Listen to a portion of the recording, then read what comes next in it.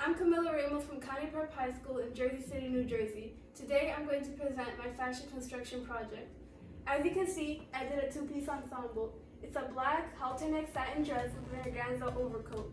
Both fabrics are 100% polyester, as the price is much more affordable for me being a teenager. I bought most of my fabric and items at local stores in Jersey City, which meant that I was able to keep the price low. Some of the items I used were also donated to me, lowering the price even further.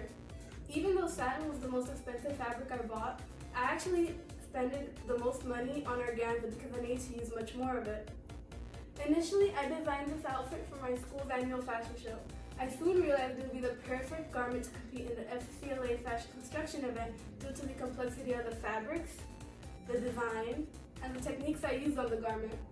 I was a bit concerned due to participating in a star event for the first time, but I came up with a clear goal in my planning process and got to work.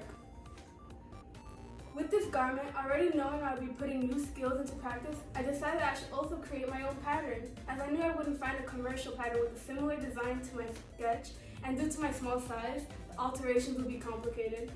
While not something I had much experience with, I wanted to push myself this year and try new techniques.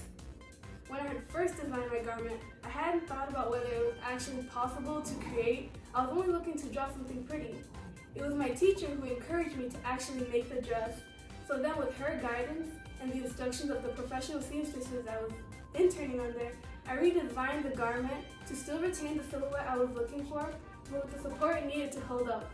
I changed the original sweetheart neckline into this halter neck, and I added princess seams along the front of the dress. As you can see on the dock in my digital file, most of my time was spent working on the pattern and mock-ups. It was a back and forth process. Make a mock-up, ask opinions on the look, do any changes I needed to make it fit better, and redo the paper pattern. But after all that, the making of the final garment was pretty straightforward. Though, I have to admit, I made around 4 mock-ups before I did my final garment, and I lost count of the times I had to redo my pattern in order to perfect it. I used pink shears on the seams instead of a serger because I learned from my time at my internship that when you iron a garment, the serged edges will leave an imprint on satins and similar fabrics. The pinking shears will keep the seams flat and thin. I then put lace tape on the hem so that it would look neat and hand stitched it instead of using machine so that the flow of the dress wouldn't be interrupted by a visible seam. I decided to pursue an internship the summer prior with a seamstress, and during that time of learning how to use machines, alter clothes, and work with customers, I also learned how to sew an invisible zipper, to the point that I could sew it perfectly the first try on my final garment.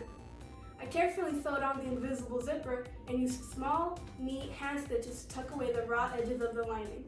After that, I sewed 2 small shank buttons and elastic loops to the collar.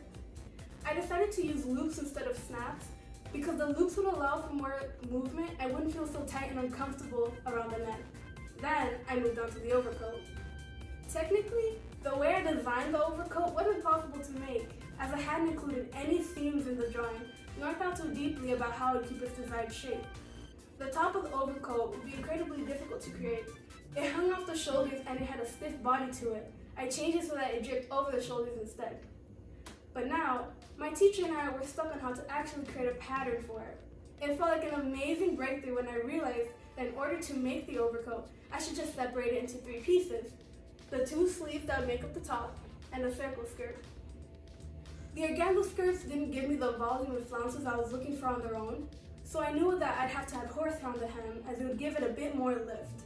Since the organza is so light, I only needed to sew horsehair onto the inner hem of the skirt. I also knew that for the top, I'd have to do French seams because the raw hem would be visible through the sheerness of the fabric. As you can see in my planning process, I was a bit nervous at first about using organza fabric as it is very sheer thin. I couldn't make any mistakes while sewing. Needless to say, sewing tiny French seams and horsehair on the slippery fabric has removed any fear of working with organza. I learned many valuable skills over the course of the making of this garment that I will put to use in the future. I learned that primary ideas and plans can change with time, and that any rough bumps in the process can lead to better results than just staying with the original idea. Overall, I'm very pleased with the way this garment came out, and I'm glad I pushed myself this year so that next year my garments will be better. Now, any questions? Oh, you're asking what I found most challenging? If I had presented my project in Cherry Hill on March 22nd, I would have said something about my garment, but now, having to do it as a Virgil project, I'd say the most challenging was simply trying to put all the documents together and in the digital file folder. Not having them physically in my hand made it easier for me to lose track of where I kept all my pictures and documents, and I struggled with figuring out what exactly had to go in my file. What would I do differently with my garment? Well, if I could do anything differently, it would be to change the shape of my dress. Instead of leaving the whole back open like I did, I'd have the dress cover half.